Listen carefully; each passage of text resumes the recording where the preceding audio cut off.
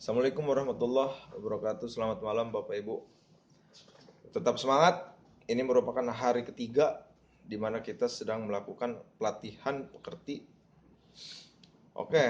Malam ini merupakan tugas yang ketiga yang diberikan oleh panitia pelatihan pekerti, terutama pemateri yang memberikan bagaimana tugas tersebut harus dilaksanakan. Tugas ini merupakan tugas untuk diselesaikan dari Dr. Syihabuddin. Setelah saya pelajari secara keseluruhan bahwa teori belajar dan motivasi belajar itu sangat erat kaitannya untuk meningkatkan peserta didik menjadi manusia yang lebih baik untuk memahami bagaimana hakikatnya hidup secara keseluruhan.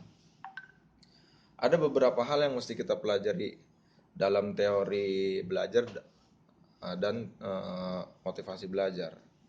Teori belajar itu merupakan sebuah teori, bisa dibilang hubungan sebab akibat. Jadi hubungan yang erat kaitannya antara satu fakta dengan fakta yang lain yang dibangun secara sistematis dan logis. Terus yang pasti fenomena-fenomena yang ada di dalamnya. Nah, seorang mahasiswa itu bagaimana caranya bisa memahami segala sesuatu. Ini fungsinya dosen, bagaimana si mahasiswa tersebut bisa memahami apa yang kita sampaikan. Itu teori belajarnya seperti apa. Ada beberapa teori yang diberikan untuk memahami tersebut, tapi pada dasarnya dibagi menjadi 5 frame. Yang pertama adalah aliran mazhab tingkah laku, aliran mazhab kognitif, ada aliran mazhab humanis, ada konstruktif, dan mazhab sibertik. Pada dasarnya ketiga mazhab ini mempunyai teori-teori yang kaitannya satu sama lain saling berkaitan secara keseluruhan.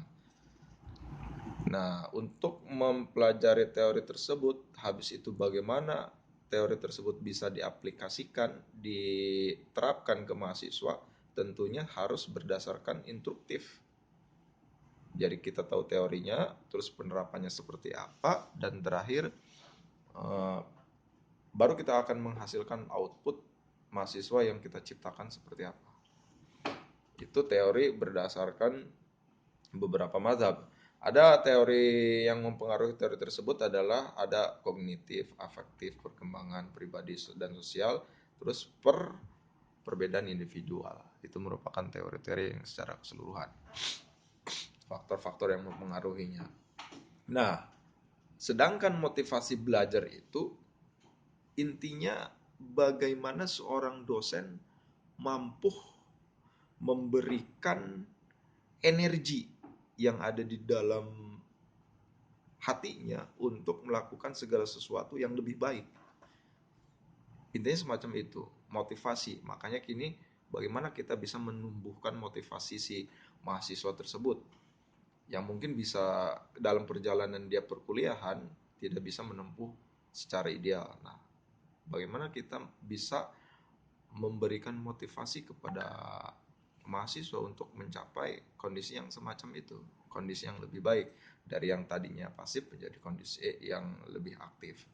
Teori motivasi tersebut banyak sebenarnya, tapi pada intinya menurut apa yang dirangkum dari penjelasan Dr. Syabuddin ada 7. Pertama, motivasi dan penguatan, hadiah penguatan, cognitive dissonance, teori atribut, self-worth, experience teori, dan terakhir adalah teori yang berkaitan dengan humanik untuk motivasi. Itu beberapa teori yang saling berkaitan. Secara keseluruhan, teori-teori tersebut akan menciptakan sebuah model dengan tujuan perhatian untuk mencapai motivasi tersebut seperti apa, relevansinya seperti apa, kepercayaan diri yang dihasilkan oleh mahasiswa untuk menciptakan segala sesuatu seperti apa itu akan dipelajari di dalam teori-teori tersebut. Tapi pada dasarnya motivasi ini, teori-teori tersebut untuk meningkatkan keinginan, kekuatan mahasiswa untuk menyelesaikan sebuah permasalahan yang ada di bangku kuliah. Mungkin hanya itu aja Bapak Ibu dari rangkuman yang telah saya buat. Terima kasih. Jazakallahu khairan jasa.